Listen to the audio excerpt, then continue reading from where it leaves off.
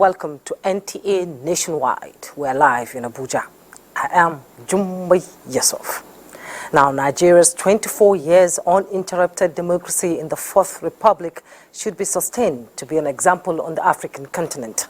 National Coordinator of the new Partnership for Africa's Development, NEPAD, Princess Gloria Okobodu, gave the advice at a symposium on the 2023 elections monitoring and observation in Abuja.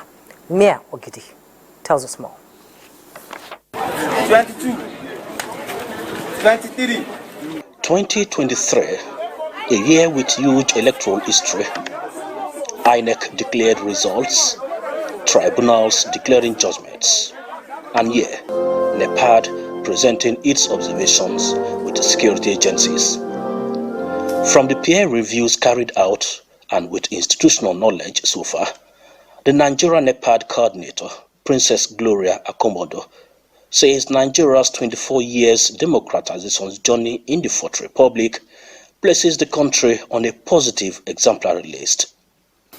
This cycle of election will mark 24 years of unbroken democracy, which is very, very good for our nation. I've never seen any country that military governed and they were able to build their country. It's also the reason why we should please encourage democratic process to enable us realize the Nigeria we all want.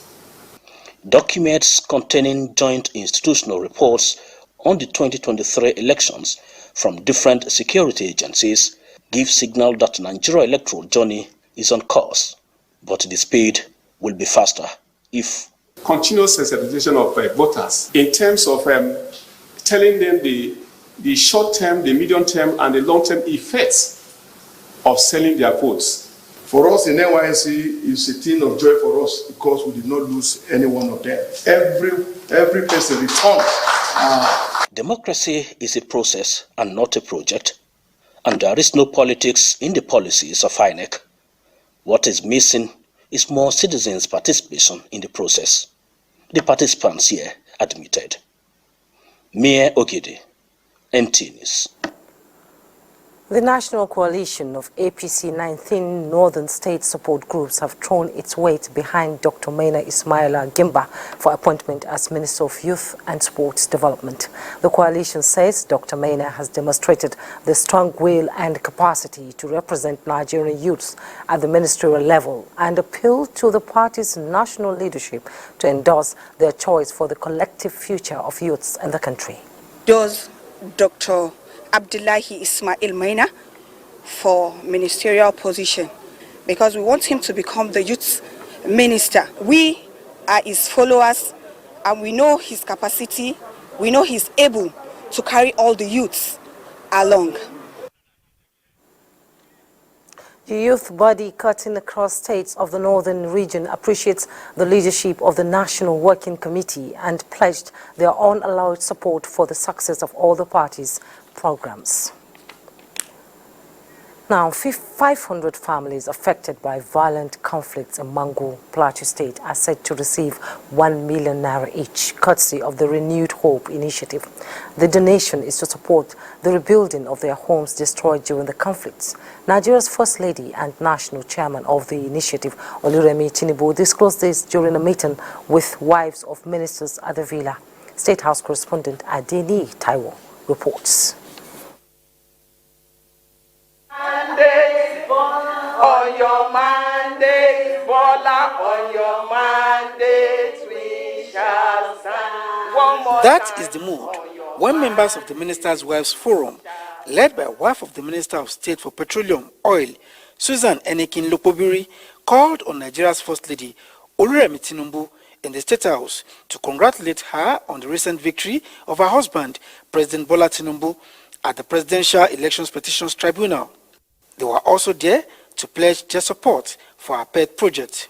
We will continue to support your dreams for Nigerians and to continually work behind the scene in supporting Mr. President's Renewed Hope agenda, making sure it succeeds beyond expectations of Nigerians, whether at home or in the diaspora. The driving principle behind the Renewed Hope initiative is to turn lives around for families in Nigeria, and this is a duty that must be prioritized well and beyond the dictates of party politics. Politics is over, so every state we want to really affect. We want to go in there because it's our state. Nigeria belongs to all of us.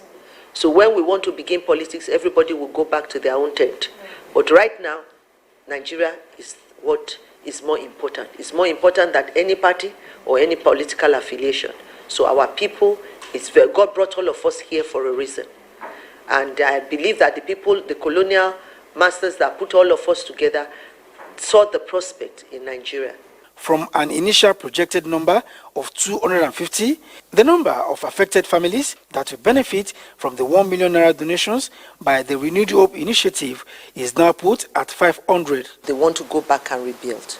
They want roofing sheets, nails, planks, and things to rebuild. So we thought, 1 million is justifiable enough from us. So we are appealing to other Nigerians to help. Because we can do it. While urging female spouses of office holders to gear up to support their husbands in their assigned tasks, the First Lady says her office is planning a capacity building workshop on protocol and security to aid their delivery. In the State House, Adini Itaiwo, NTA News. Meanwhile, the task of providing humanitarian intervention to victims of disaster is an onerous one and needs cooperation across board. This is not lost on the new helmsman at the Humanitarian Affairs Ministry, Dr. Betta Edu. And in continuation of efforts towards sustaining humanitarian interventions across the country, she has entered into partnership with the Nigerian Air Force. This was part of her agenda when she paid a visit to the Chief of Air Staff, Air Marshal Hassan Abubakar in Abuja. Ruth Agwele reports. A warm reception to herald the presence of the Minister of Humanitarian Affairs and Poverty Alleviation by the Quarter Guards of the Nigerian Air Force. Now time for business. First on the banner is how to strengthen partnership with the Nigerian Air Force in achieving the present administration's 8-point agenda towards reducing poverty in the country. For the ministry, support in all areas is required, especially in the area of smooth operations of humanitarian interventions to targeted beneficiaries. You're quite aware that we have a good number of persons who are either internally displaced or they are refugees or migrants or persons of concern really and their communities. Some of them are in areas where it's difficult to actually assess them. We will be seeking your support. We view our role in military aid to civil authority not merely as a duty but also as an opportunity to serve our fellow citizens. The partnership is expected to renew the agenda towards renewed hope for Nigerians. In Abuja, Ruth Agwele, NTA News. Let's bring you up to speed with other news making the rounds. As for the next 6 months, civil servants in Nasarawa State are to enjoy 10,000 naira each as palliative to cushion the impact of fuel subsidy removal. Governor Abdullahi Sule, who announced this at the distribution of the second phase of palliatives in Karo and Kebbi local government areas, also said each pensioner will get 5,000 naira for the next 6 months. Aliu Tijani reports. In addition to cash palliatives for civil servants and pensioners, the state government is to procure buses for interstate transportation at a subsidized fare. Also, 1,000 vulnerable persons carefully selected from each local government and development areas are to benefit from the second phase of palliatives distribution in the state. For Karo local government area, which has 2 development areas, a total of 3,000 indigenous persons benefited from the intervention. Governor Abdullahi Sule present 50 kg bags of rice and 5,000 naira to each beneficiary with a promise that more persons will be captured in subsequent distributions. He appeals to the people of the state to be patient as government will address hardship being faced as a result of fuel subsidy removal. Civil servants both at the state level and the local government level are going to be given 10,000 naira a month for the next 6 months. We also say pensioners are going to be given 5,000 naira a month, both at the state level and at the local government level for the next 6 months. While at Kebbi, Governor Sule also presents the palliatives to beneficiaries in the area. For the beneficiaries, the distribution is timely and will go a long way in alleviating their hardship. Serious, it has relieved me from buying food outside. That this kind gesture that he has shown to us, we will never forget him. We will never be benefited before. We are very grateful with his administration. Rice with money, it will help us with my family. The exercise will continue in the remaining local government areas as Governor Sule promises to personally distribute the palliatives to prevent diversion of the items. From Kebbi, Aliu Tijani, NTA News. And to other interventions, the Cameroonian authorities recently announced the opening of Plateau Dam. And with this announcement, residents in flood-prone areas are advised to, as a matter of urgency, relocate to uplands for safety. Ndem Kalu reports that the Anambra state government is already on top of the situation. Speaking on measures put in place by the state government to mitigate the impact of the flood, Commissioner for Information Paul Umonsu stated that IDP camps have been provided by Governor Soludo, urging all residents in flood-prone areas not to wait to see the flood before taking action to avoid regrets. He said the relocation order applies to older residents and children. Governor Soludo is on top of the matter, all right? Then the chairman of flood committee, the deputy governor, Dr. Onyekachukwu Ibezi, the chairman, is on top of the matter. They are working day and night in conjunction with SEMA, to make sure that we don't lose any life and losses with regards to farm produce, poultry, livestock, and the rest of them, will be at the barest minimum. The commission expressed optimism that residents will comply with the directive. Our people are responding to our announcements, our calls, and to move out of harm's way. The affected local governments in the state include Obaro, Ayamelum, Anambra East and West, Onitsha North and South, Oka North, Idemili South, Ekusigo, and Ihiala. In Oka, Ndem Kalo, NTA News. And Jane Francis Obi is standing by at SEMA office Oka to tell us the measures adopted to overcome the perennial challenges. Jane?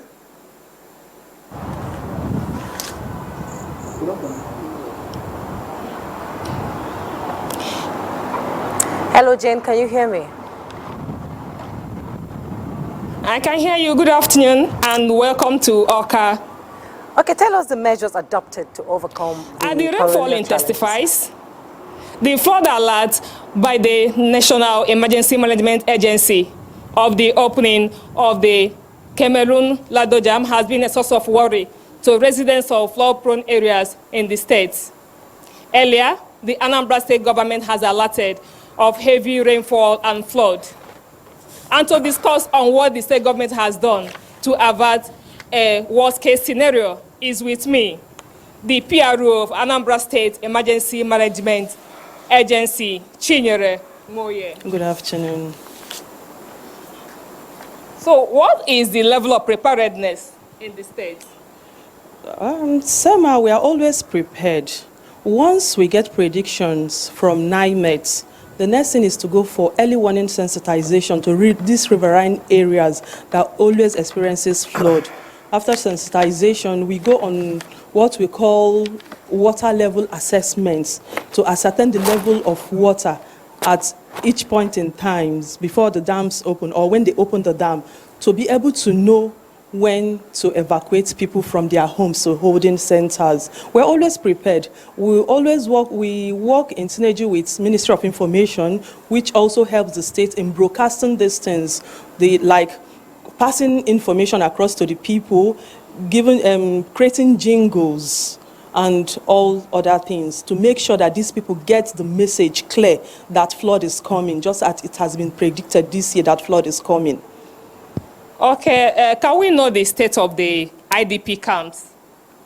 We have about 27 IDP camps in the state, and they are ready. I can say that, yes, they are ready.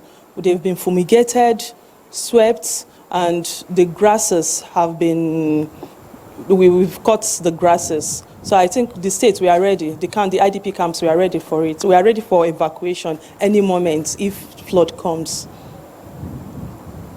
So are there facilities in the IDP camps that ensures comfort? Yes, yes. We have the toilets. We have the last time we've gone to assess. We've done assessment with other agencies like International Organization for Migration. They are partners in the state. We went for assessments. That was last week to ascertain the level of the readiness of the camps. So I think we are ready. We have health. The health is there. Toiletries, everything. SEMA is ready too. So thank you. This is the much we can take from Oka. This is sending you back to our studio for continuation of the nationwide. Thank you so much, Jane. Moving on. Government will not relent in providing the conducive learning environment for teaching and learning at all stages of education so that Nigerians of school age can realize their potentials. This is coming from the Federal Ministry of Education at the closing of this year's All Universities Debate Championship. Participants are reminded of the essence of the debate, which is not a must-win, but make them better speakers and intellectuals with coherent speaking mastery who learn from others. The present administration of President Bola Ahmed Tinubu is committed to ensure they persuade quality and inclusive education for all Nigerians. At this level, we must begin to demonstrate to these youngsters that as a nation, as leaders, we are actually serious with education. It can also bring you the opportunity to represent your school in local, national, and international tournaments. Having almost 300 students here for a whole week is something spectacular. Students of 19 universities cutting across federal, state, and private debated on public speaking, which was won by the University of Ibadan, and second position went to Nnamdi Azikiwe University, while Uni-Ilorin won Best New Speaker.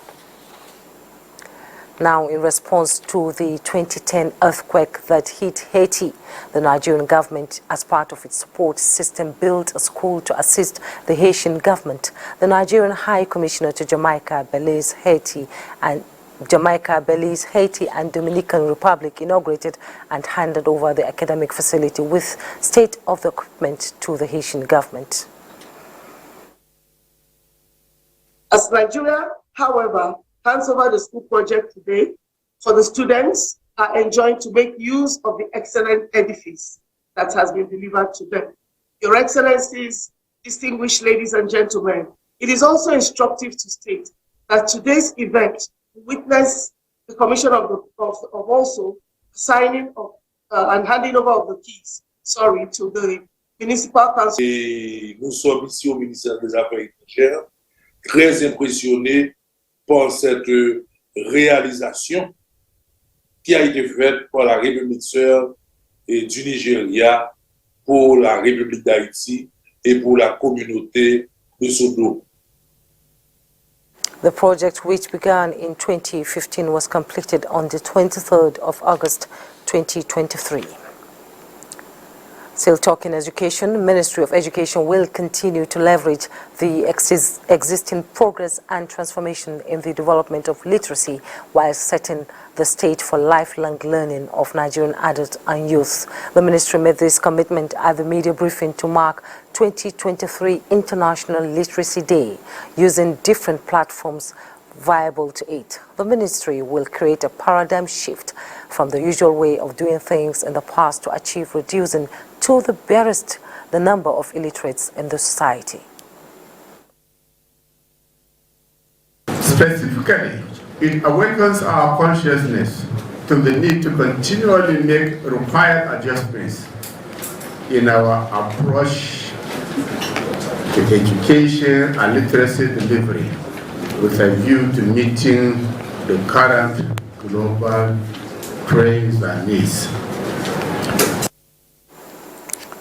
The theme of the 2023 International Literacy Day is promoting literacy for a world in transition, building the foundation for sustainable and peaceful society, awaken the collective consciousness to the need to continually make required adjustments in the approach to literacy delivery with a view to meeting the current global trends.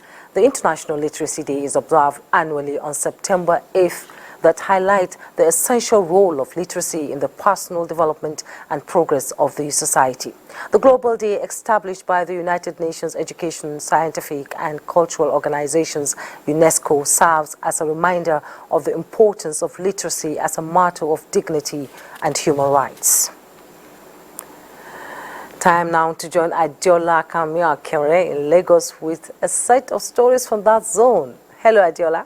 It's good to see you. Hello, Jumai. As Nigeria shifts more attention towards harnessing its rich blue economy, protecting the territorial integrity of its coastline, as well as keeping the wealth in its waters safe, has become an imperative. As one of the key elements in the mix, the Nigerian Navy is demonstrating its commitment to this goal by forging necessary alliances. Hingino John Adams reports that a port visit by Brazilian Navy ship frigate Liberal to the Western Naval Command is one of such synergies. After a voyage across many nautical miles from the shores of Brazil, Brazilian Navy ship frigate Liberal arrived Nigerian domain with the aim of exploring areas of collaboration that will enhance maritime security within the western coast of Africa. A warm and welcoming handshake from the Nigerian Navy to the Brazilian Navy there, a sign of good bilateral relationship between the two countries, anchored around thriving defense ties. Flag Officer Commanding Western Naval Command, Rear Admiral Mohammed Abdullahi, who was represented by the Chief Staff Officer of the command, went down memory lane, recalling the long-standing historical ties between both countries, which this partnership is expected to solidify. They've been involved in anti-piracy operations, and as you know, Nigerian Navy is known to have brought piracy from a very high to zero level in the Gulf of Guinea. So they have something to also learn from us. While we too, we have so much to learn from them. Impressed by the delisting of Nigeria from piracy-prone countries, Rear Admiral Andre Felix, the 2nd Fleet's Division Commander of the Brazilian Navy, says this visit will further strengthen the gains. Nigerian Navy has collaborating too much to that, huge efforts to reduce to zero. And we want to also learn about it and share these experiences. With joint sea exercises, drills and patrols on the table, the 3-day port call is expected to create room for officers and men of both navies to learn from each other. In Lagos, Hingino John Adams, NTA News. And talking literacy now. The Sustainable Development Goal 4 emphasizes inclusive and equitable quality education while promoting lifelong learning opportunities for all. And one of the ways of eliminating forms of discrimination in education is the platform provided by the International Literacy Day. To accelerate progress towards the achievement of this agenda and reflect on the role of literacy in building a more inclusive and peaceful society, experts say requires partnership. Global literacy rate in 2021 stood at 77.62%, with Nigeria's index growing by 13.9% between 2010 and 2021. On a year-on-year basis, the literacy rate increased by 0.13% in 2021. The percentage of the population in each age group of literate individuals is what has been used to measure the rate of literacy in communities. The rapidly changing global outlook over the past years has hampered the literacy progress and widening inequalities across world regions, countries and populations, as people hardly visit libraries to do research. Basically, education becomes or provides a foundation for development. Is a groundwork, the fulcrum on which economic development actually rides on. In low and medium income countries, the population of 10-year-old children who could not read and understand a simple text with comprehension has increased from 57% in 2019 to an estimated 70% in 2022. What is the rate of literate people in Nigeria, and how does it impact the development of the country? The youth, empowering them with basic skills that they need so that they can contribute positively to the economic growth of the nation. What we need to do first is for us to boost our intellectuality and try to understand the difference between illiteracy and literacy. I think if there was free and quality education, a lot of children would be in school. Government, on its part, has been designing programs to promote all-inclusiveness to empower more Nigerians across sectors towards the attainment of quality education. Since 1967, the International Literacy Day has remained a major platform to enlighten the public on the importance of literacy as a matter of dignity and human rights, as well as the advancement of human capacity in a sustainable society.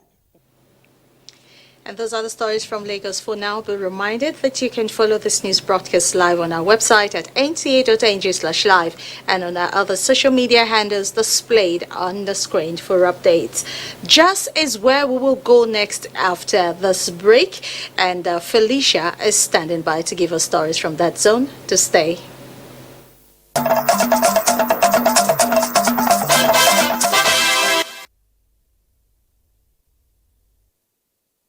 Still on to Nationwide on the network service of the NTA. Welcome to JOS. In recognition of potato as a food security crop, the federal government has launched the National Potato Strategy 2023-2028 with the aim of transforming Nigeria's potato subsector into major exporter of the product. Ruth Stephen Hoke has details. In an era where global food trends are globally evolving, potato remains a staple food for all. As a result, the federal government says the National Potato Strategy 2023-2028 will change the narrative for a more productive competition in the potato industry. Permanent Secretary, Federal Ministry of Agriculture and Food Security, Ernest Afolabi, represented, says, regardless of the challenges in the agricultural sector, measures will be put in place to stimulate economic growth through various agricultural value chain activities. The ministry is embarking on massive production, processing, value addition, and product development to be the bedrock for driving the agro-industries. Governor Caleb Mufwang, represented, noted that economic sustenance as well as enhancing food production in the state will be implemented. For us, this is the home of potatoes in Nigeria. I want to assure you that we're going to study this document carefully and we will be in the forefront of implementing this strategy. Our mutual goal is to strengthen the income, employment, financial inclusion, and food security. But look at how we can strategize for the benefit of the farmers, the nation, and Africa as a whole. In JOS, Ruth Stephen Hoke, NTA News. In other news, corps members in Plateau State have been assured of improvements in their welfare and adequate security. Governor Caleb Mutfwang gave the assurance during his visit to the National Youth Service Corps Temporary Orientation Camp, Dweidu, Jos South Local Government Area. Grace Akwego-Tip completes the reports. It was a joyful moment for the corps members at the temporary NYSC orientation camp, where Governor Caleb Mutfwang visited the corps members as they were visibly elated with the governor's assurance to make their stay on the plateau worthwhile. I wish you the best of stay on the plateau, and I wish you a great and fantastic future. You will break barriers. You will scale boundaries. You will be greater than your parents. The state coordinator, Esther Ipolati, says the leadership quality of the governor, especially his youth-friendly disposition, is worthy of emulation. Since the day one they came, they have shown us that they are children that are well brought up. And I told them one day, I said, I'm not surprised you're in Plateau State. The governor is a very good man. She appreciated the governor for providing a conducive temporary camp with adequate feeding.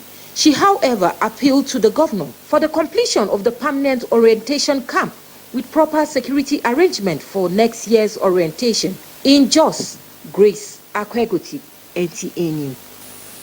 Those are the stories from here. Jumai is back to you in Abuja for more on Nationwide. Thank you, Felicia. Kebbi State Governor Dr. Nasir Idris says he will continue to leverage the support of President Bola Ahmed Tinubu to deliver the dividends of democracy to the people of the state. The governor gave the assurance at an event to mark his 100 days in office. Correspondent Abdul Jalil Muhammad Bawa reports. Within the first 100 days of Dr. Nasir Idris in office as Kebbi State Governor, developmental strides begin to manifest through rehabilitation of roads within and outside the state.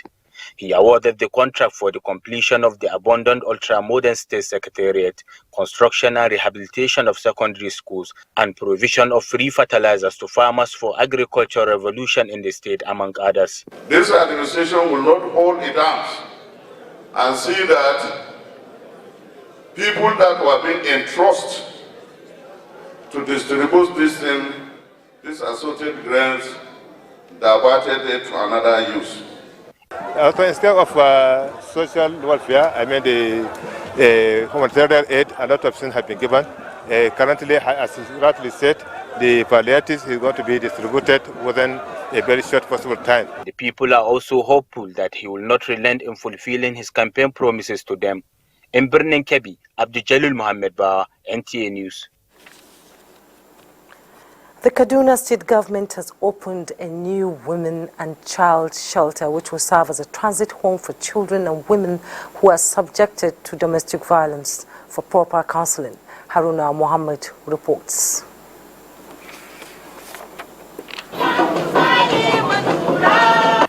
Jubilation as women and children in Kaduna State who experience one form of abuse or the other gets a transit home while they undergo medical as well legal support for them to get justice. The center is fully equipped with modern facilities for them to relax and forget their past.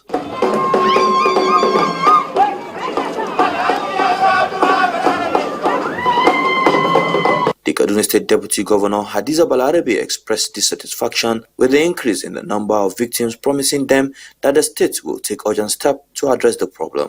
This center will be managed by relevant government agencies in the state under the supervision of the Deputy Governor's office. In Kaduna, Haruna Mohammed, NTA News. We now join Haruna live from Kaduna for updates and, a little bit of understanding on this initiative by the Kaduna State government. Women have been subjected to a lot of domestic abuse, including children. Is this the first time this initiative is being done in Kaduna? And how was the reaction from the people? Yes, globally, women and children are termed to be vulnerable in the society as they go through various forms of abuses ranging from rape to domestic violence, among others. Just a few days ago, the governor of Kaduna State, Senator Obasani, marked his 100 days in office and inaugurating various projects in the state. This edifice is among the projects which were inaugurated by the governor of Kaduna State, called Women and Children Shelter. It serves as a temporary home where the children and women are going to be given psychosocial support as well as legal backing before they will be reunited with their family. But with me is the Commissioner for Human Services and Social Development, Rabi Salisu, to take us into the project. Well done. Ma, can you tell us the scope behind this project? Actually, as you all know globally that women are the most vulnerable people in the society, Kaduna State government think deeply by providing this shelter, which we had another home which we call temporary shelter before now, which was launched in 2017. But this is our permanent shelter, which is one in his kind in the whole of northern Nigeria. I think we don't have any place like this in Kaduna State, where we have women that have gone through domestic violence or maybe through forced marriages, and also children and women who have been abused, whether rape or any child of molestation, child trafficking, loss of children, or women that have maybe depression or mental illness because of their domestic violence they have gone through in their husband's hands or in the hand of anybody that is taking care of them, maybe child be molested by a parent or someone that is taking care of him. That is how this shelter has come through, which we are going to be giving them social and psychological support. We have lawyers that are also taking all our issues to court so that these children that are in conflict of the law also will seek justice through this shelter. And we have skill acquisition centers that they can train. Due to it is also a temporary shelter, but before going they have maximum of 3 months here, so they can have some skills that they can go back home with it after reuniting them back to their families. This shelter is going to, I can take you around to see other skill acquisition centers that we have in this shelter. Okay, this shelter is located in the heart of Kaduna State, the state capital. There are 23 local governments in the state. How is this shelter going to be operating due to we also have victims in other local governments in the state? Yes, when we have a victim in other local government area in the Kaduna State, in all our 23 local government areas, we have social workers, and the cases will be referred back to Kaduna State because of we need a maximum security and also the facility. I don't think if we have it in every local government, it's not bad, but for now we have it only in Kaduna. All cases are going to be referred back to Kaduna State for proper action and welfare of the victims and the survivors. Okay, can you tell us about the statistics of these cases in Kaduna? And since it is inaugurated, have you had any case here? Yes, as I have said earlier, we had a temporary shelter in Barnawa, that is Kaduna South, which we have taken most of the children and the women back here. As we are talking to you now, we have almost 17 to 18 people in this shelter right away, and we had one case of domestic violence. Okay, that's much as we can take from you. That is what the state governor is doing to ensure that women and children are given the necessary attention in the state. We'll now hand over to Agatha in Benin.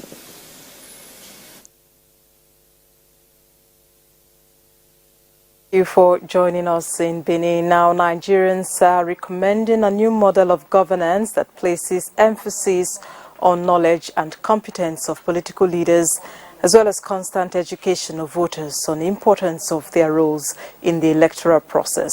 This, they say, will enrich the nation's democratic system and translate to good governance, the hallmark of democracy.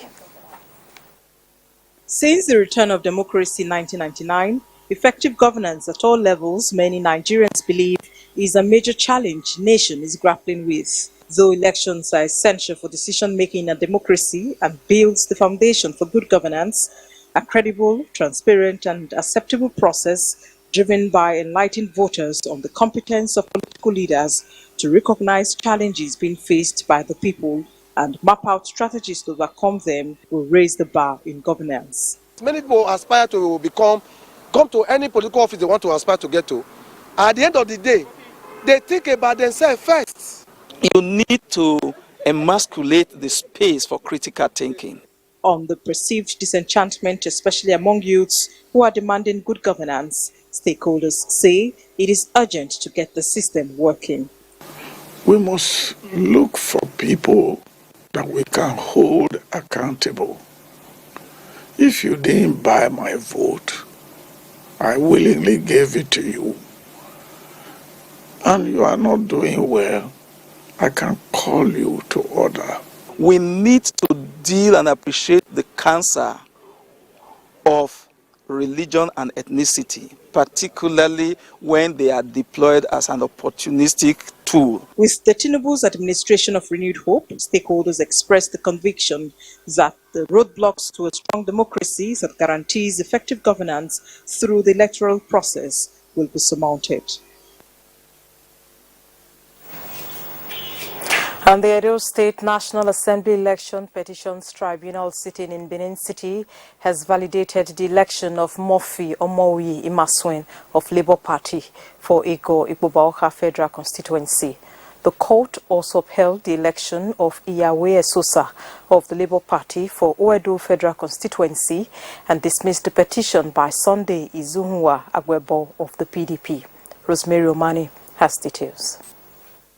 The petitioners, Okwarobo Henry Osamwede of the PDP and Eribo Crosby Osadolo of the APC, had filed separate petitions praying the court to void the election of Murphy Imasuen, alleging election malpractice and non-compliance with the Electoral Act 2022 as amended, among other irregularities. Considering the arguments and evidence before the tribunal, the court thereafter dismissed the petition for lacking in merit. The petition they brought, the court found that it was frivolous and had no basis. For instance, they were saying that it was not duly sponsored by the party, and we are not a member of the party, and showed that Labour Party sponsored this man. The court has pronounced, and they are the final arbiter who will do the needful. In a related development, the petition filed by Sunday Agwebo of the PDP challenging the winner of Owedo Federal Constituency, Esosa of Labour Party, also suffered the same fate.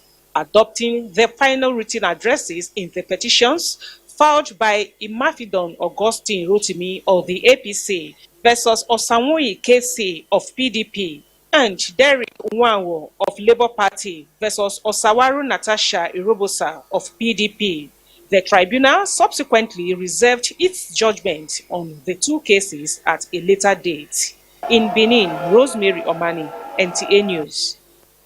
And it's time for another break. When Nationwide returns, Ladidi in Maiduguri will be on. Stay with us. Welcome to Maiduguri. Thanks for joining us. As part of effort to addressing challenges of the ecosystem, such as of climate change, desert encroachment, and related environmental hazards, Borno State government has flagged off of planting 1.2 million seedlings for the 2023 tree planting campaign. Governor Babagana Umar Zulum, who flagged off the exercise, tagged Trees for a Settlement at the Borno State University Teaching Hospital under construction, also announced plans to plant 10 million additional seedlings in the 2024 exercise. Mohammed Gune reports. Climate vulnerability, desertification, and other environmental challenges have continued to attract national, regional, and international attention. Towards addressing the menace, World Bank-funded programs such as Great Green Wall and Nigeria Erosion and Watershed Management projects were above to address environmental issues at continental and national levels. The 13 years of insurgency in the northeast has resulted in loss of 80% of vegetation in Borno, compelling authorities to come up with a wide range of policies and programs to address the environmental challenges. I therefore request the general public, NGOs, clubs, associations, and all agencies charged with the responsibility of tree planting to please come and collect seedlings as much as possible, and not only plant them, but nurture them to maturity. The governor also directed Ministry for Environment to resuscitate the afforestation unit and make available low-energy stuff for public to discourage illegal felling of trees. Shehu Borno, Abubakar ibn Umar Garba Economy, represented by Shatima Kanuribe of Borno, Motawali Shatima Bukar, described the exercise as timely and assured continued support of the Council of Traditional Leaders to all policies and programs of government. Commissioner for Environment, Mohamed Ahmed Kois, who noted the various policies and programs initiated by Zulum administration to protect the environment, also called on local NGOs, clubs and associations to collect more seedlings for planting. In Maiduguri, Mohamed Goni, NTA News. That does it from Maiduguri. Nationwide continues with Jumai in Abuja. Jumai, over to you. Thank you, Ladidi. A new Shon of Ogbomoso land has been installed. He is Oba Gandhi Afolabi Olaoye Oromagege III. His installation followed the approval by Governor Seyi Makinde of Oyo State 6 days ago. Bumi Idowu has the details. The installation of the new Shon of Ogbomoso land, the Oba Gandhi Afolabi Olaoye Oromagege III, is the climax of the selection process which started following the demise of the late Shon of Ogbomoso land, Oba Oyewumi Ajagungbade III, which occurred on January 12, 2021. The new Shon of Ogbomoso land met the criteria by the kingmakers and was approved by Governor Seyi Makinde of Oyo State last Saturday. The new monarch is a pastor of the Redeemed Christian Church of God. Oba Olaoye graduated from the Obafemi Awolowo University, Ile-Ife in 1982 with honors degree in English and Literature Studies. He also holds a master's degree in Industrial and Labor Relations from the University of Ibadan in 1987. He is the Chief Executive Officer, Peculiar People Management, which is the Management and Human Resource Consulting Company. He is also the chairman of the Great Places to Work Institute Nigeria, which is the global research and management consultancy firm, among others. The new monarch is married with children. His installation as the new Shon went through the traditional rites in the ancient palace. From Ogbomoso, Bumi Idowu, NTA News. Let's now join Olumide Eguntola for sports update. As the Super Eagles of Nigeria gradually ramps up preparation for the final AFCON qualifying match, football-loving Nigerians are not expecting less of emphatic first leg result recorded away, which is in line with the team's handlers' focus, judging from the caliber of players invited for the match, slated for this Sunday at the Godswill Akpabio International Stadium in New York. This should be an exhibition match for some of the new players being introduced into the side. All the same, I'm expecting a whole lot of goals in that match, and hopefully Victor Osimhen can add to his tally so you could get more goals. Taban is there, and Boniface is also in. If you have all these good players with you and your squad, you should be able to mold them into a big contender for the Nations Cup. In the Nigeria Football Premier League, club sides are looking forward to more friendly games to keep players fit ahead of the new season. This is sequel to the indefinite postponement of the 2023-2024 season, earlier scheduled to start on Saturday, 9th of September. In grassroots sports development, Jigawa State has assured its readiness towards restoring the value of sports to engage youth and improve socio-economic well-being of the state. Governor Umar Namadi made this known at the closing of the final football match competition, organized to commemorate his 100 days in office.